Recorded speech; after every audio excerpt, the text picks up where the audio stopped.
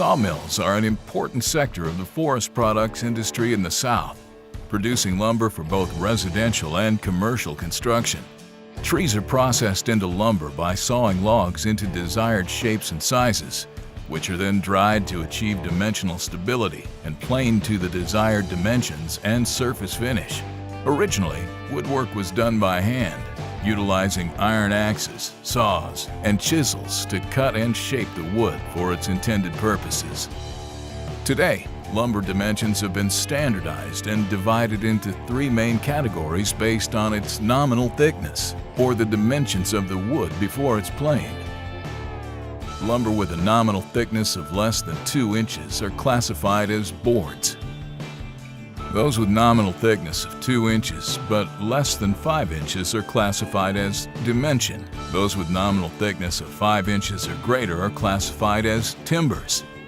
Trees are felled, hauled to the mill, debarked, and placed into storage. Keep in mind this simple rule of thumb.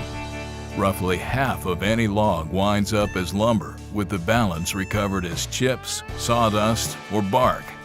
As needed, logs are taken out of storage and carried into the mill where they're bucked or cut into predetermined lengths. The next step depends on what type of sawmill technology is being used.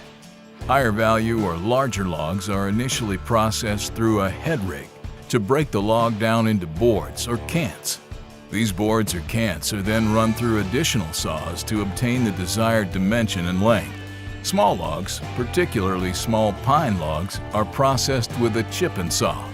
This process involves chipping off the edges of the log, then running the square cant through a gang of saws to produce boards.